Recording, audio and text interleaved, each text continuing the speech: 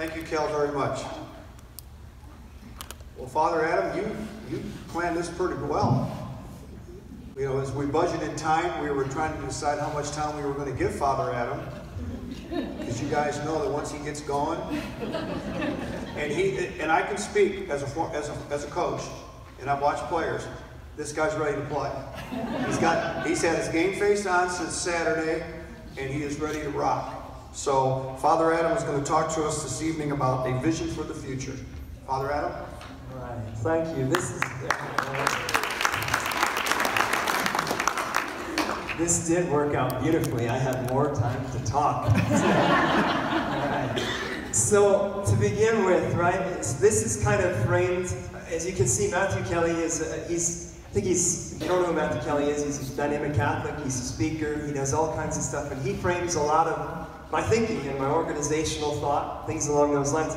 And he said something that struck me to the core, I don't know, maybe about a year. I read it a long time ago, but I heard him speaking.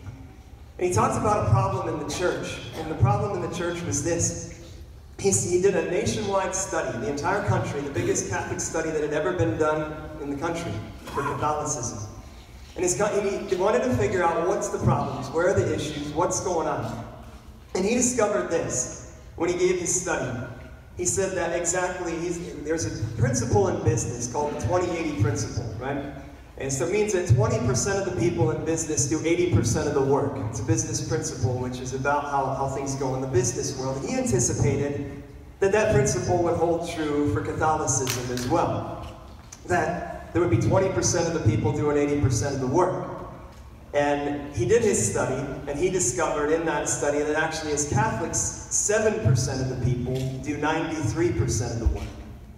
And he'd also discovered something even further. He discovered that 7% of the people give 93% of the money to the church. And he also discovered this, which was astonishing. He said that 7% of Catholics believe everything that the Catholic Church teaches. 7%, that means 93% of Catholics don't believe everything that the Catholic Church teaches. And this was a problem. And it struck me to the core. He said, we have to fix this. And it's an overwhelming problem to think about fixing. It's a crazy problem to try to figure out. How are we going to get from 7% of the people to 100% of our people? And these are the people on our team. These are the people walking with us. That 93% of the people aren't there. They aren't getting it. They aren't getting to where they need to get.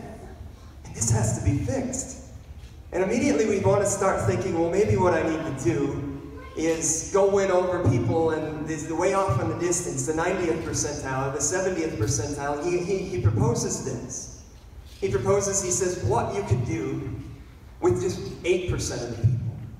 1% more of the people, what you could do, he says, what you could accomplish would be incredible. It would be an overwhelming thing to say, I have 1% more of the people. We don't have to win over the 90th percent or the 70th percent or even the 20th percent. We just have to win over the people who are ready to go, who are at that level that they're ready to go, but they haven't been asked, they haven't been put forward, they haven't been pushed to the next level in their life with Christ. And that is what we got to get to. I'm dropping my remote. This is my favorite gadget in the world. All right. So hopefully it works. Okay. So that being said, with this vision for the future, this saint who has been just attacking me lately, she's been coming at me. This is what they do. Some saints just come at you and want you to know their presence. They want you to know that they want you to be in their, they want you to be a part of their life. And the saint who has been especially striking me is the Saint Catherine of Siena.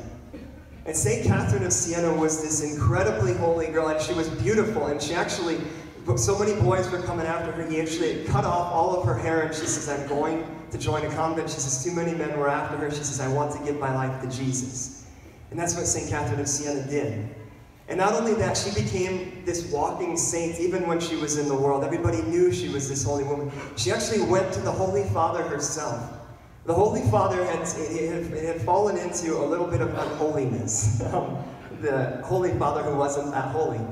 And he had taken the papacy and he had moved it from Rome for his own self-seeking purposes, because Rome he didn't consider the main, he said, we need to move to France. France is where things are happening. And so he moved everything up to France. And he took the papacy up there, he took the Vatican became Avignon, France, right? And St. Catherine of Siena said, she went right up to the Holy Father, who wasn't that holy. And she said to him, she says, you get your butt back down to Rome right now and get things back in order. And this was a holy, holy, holy woman. An incredibly holy woman. And I'm convinced that we're in a similar spot where our world is falling away from Jesus Christ more and more. And I love this word. I consider St. Catherine of Siena the holy disruptor, right? She was a disruptor, and she says we can't keep doing things as we've been doing them because people are not living lives of holiness. This has been happening not for 2,000 years, where where things go well in Catholicism for a while, and people are coming to the faith and exploding in the faith, and then there's a complacent time frame again. The church becomes complacent, and it falls into complacency. And the people who love Jesus Christ forget to love Jesus Christ as they're called to love him. And that complacency builds and builds and builds and builds, and we've fallen into this complacency so much that we need another time to enter into this holy disruption. And I kind of have thought about it for over and over, is that's what we need.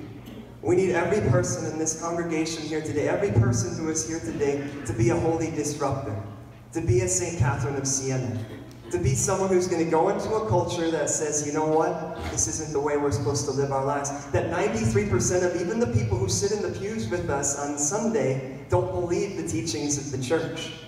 That 93% of the people who are sitting in those pews on Sunday are offering little to nothing to their church because their church doesn't mean anything to them, because Jesus has not won their hearts in the way Jesus needs to win their hearts.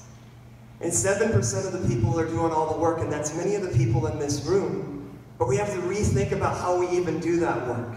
We have to rethink how we do all of that we can't do it as we've been doing it, because it's good to do things for Jesus Christ. We should do things for Jesus Christ. But if we don't know Jesus Christ, we can't show Jesus Christ in the way that we're called to do that.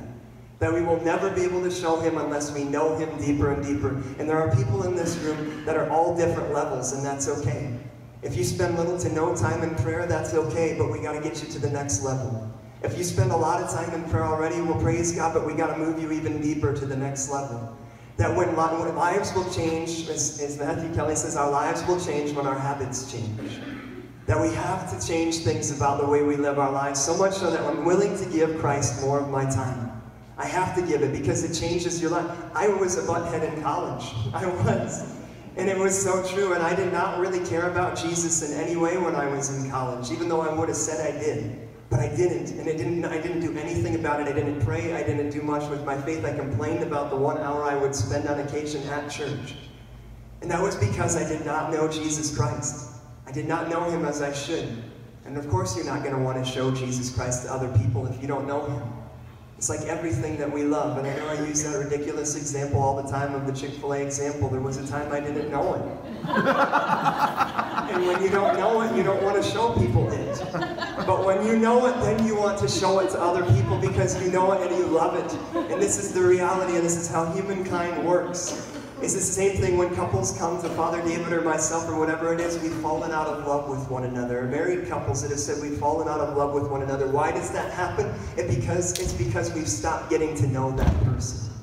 We haven't learned new things about that person. When we stop learning new things about the people that we love, we stop loving them. The love starts getting removed. We have to keep learning about them. And that is so true, and most importantly true about Jesus. And I'm going to share this because I think it's important. And then I'm going to get into actually what I want to talk about because I had extra time. So, you're down to 10 minutes. 10 minutes? Yeah. Okay. All right. So, I've been thinking about this a lot lately. I have a 3-year-old nephew. And my 3-year-old nephew, every single night before he goes to bed, he sits with my brother and my sister-in-law, and they pray for everybody they want to pray for, and all these things. And then at the end of it, he prays an Our Father, a Hail Mary, and a Glory Be. My 3-year-old nephew does that. And there's one thing that I know about many of us here, and I know about myself until I was about 22. I said, I was praying an Our Father, a Hail Mary, and a Glory Be before I went to bed every night. And I considered that a substantial spiritual life. But in all reality, my little 3-year-old nephew can pray an Our Father, a Hail Mary, and a Glory Be before he goes to bed every single night. And that we have to move from an infancy stage in our spiritual lives to a more profound and deeper relationship with Jesus Christ, that it can't stay there. A 3-year-old boy, my little nephew, can do that. And I was there till I was 22, and maybe you find yourself at that spot right now that I pray, that's a substantial spiritual life, and it can't stay there. It has to go deeper. We have to know Jesus Christ more profoundly so that we can show Jesus Christ more profoundly. If we wonder how 12 men changed the world, 12 relatively useless, really pretty pathetic men. How did those men change the world? Is because they had an encounter with someone who radically changed their minds, changed their hearts, and they wanted nothing more than even to be stoned to death if it meant being stoned to death, because they fell in love with the person that changed them forever. And that is where we have to get to. And that is where we have to start moving, little by little by little. And I do, and this might be where my Pollyanna, exciting young priest stuff comes in. But I want to talk a little bit about dreams, and I have this ridiculous dream that the team always, it is ridiculous, I know it's ridiculous, but I have this dream someday that you're going to drive over on 116, right? And you're going to drive 116, and across the street is going to be this major, massive skywalk, because we're going to become an incredible empire for Jesus Christ. And it's going to say St. Mary's, making disciples for the mission, right? Can you imagine how awesome that would be? I have this dream whenever I drive down the road, I'm like, how cool would that be, right? But I believe if we could just get a handful of people going, we're not going to get there tomorrow, we're not going to get there next week, we're not going to get there in 5 years, but if we could get us engaged in the way that we could and should be engaged, we could get to that spot, and amazing, awesome things could happen. And the thing that I want to emphasize most importantly is this idea, because I can use my laser, and it's fun to use lasers, wonder and awe, right? This idea of wonder and awe. I talked about it a couple of weeks ago at Mass, that we have to be fascinated with God. And sometimes we lose our fascination with Jesus Christ. And we can't lose that fascination with Christ. We have to be overwhelmed by Him. We have to have wonder and awe. And that's one of the reasons why when we speak about this Catechesis of the Good Shepherd program for our little kids, as sometimes many of you have probably heard about already, when this Catechesis of the Good Shepherd happens, is it forms kids to have an understanding of wonder and awe about who God is when they're little. Between the ages of 3 and 6, they begin to have wonder and awe about who God is. And that is something that is adapted, and they know how to do that. They will pray intensely, and they will know wonder and awe, and they will enter into it in that way, which is supposed to stay with them for the rest of their lives. And that's our mission as adults, is to have wonder and awe about who God is. That we would look up at the sky and just be amazed by the fact that we have a God who created those things that exist before us that may not even exist anymore because they're billions of light years away, those stars in the sky. That God created those, and He created me, He created everything. And that we would be blown away. And I remember my mom always talking as a kid. She's like, you wouldn't, if God took His eyes off of you or His mind off of you for one instant, you wouldn't just die, you would cease to exist. That is the reality. That you would cease to exist, and when I would get pompous or arrogant or whatever it was, Mom would remind me I'd get a home run in a baseball game, and I'd come home thinking I was, slutting the whatever, the bee's knees, I don't know, who knows. And she would remind me, she would say, hey, this is what has to happen, that if God gave you that gift, any gift you have has been given from God. And so we have to keep this all in mind, that we have to enter into wonder and awe with God. That we have to know Jesus Christ more profoundly. And Catechesis of the Good Shepherd is just one small thing in that process, and it starts with our kids. That if our kids fall in love with Jesus Christ between the ages of 3 and 6, and it keeps working its way forward, that we will maintain their relationship with Christ and not have this problem of 9% of our kids leaving the faith, or only 9% of our kids left of the faith after 22 years old. It's an astoundingly problematic statistic, and the reason why that is, and I'm calling myself out and all of us, the reason why that is as it is because we haven't fallen in love with Christ in the way we need to do it. I haven't fallen in love with Christ in the way I need to do it. None of us here have fallen in love with Him in the way we need to, because other things in this world become more important.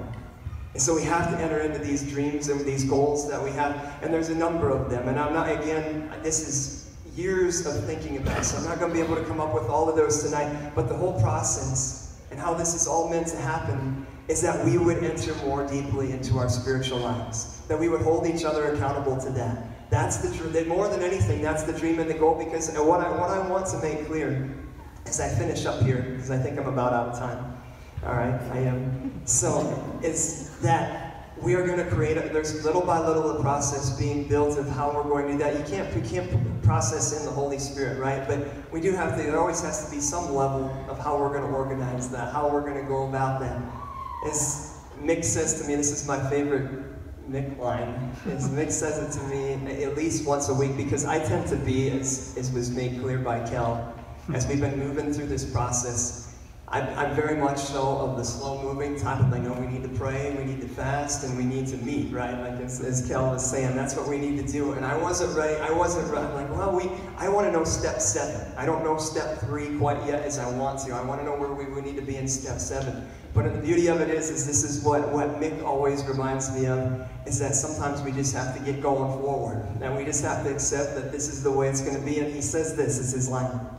He says, that the dreams that I have, dreams are golden. So I'm butchering it already. Yeah. See? All right, yeah. So I hear it every day. You would think I'd have it down. But dreams are just goals, or goals are just dreams without a deadline, right? So I think I said that backwards, right? But so anyhow, you got it. So I said this right all the time, and I'm screwing it up in front of you all. So you guys know what I'm saying, right? To have a dream is a good thing. But a dream is just a goal without a deadline. There it is. Yes, I got it. Okay. And the reason that we need to think about that, we need to consider that, is because we do have to have some idea of where we're going, how we're going to get there, but that also has to enter our hearts. And to be able to do that on a kind of building block level, so to speak, at this time,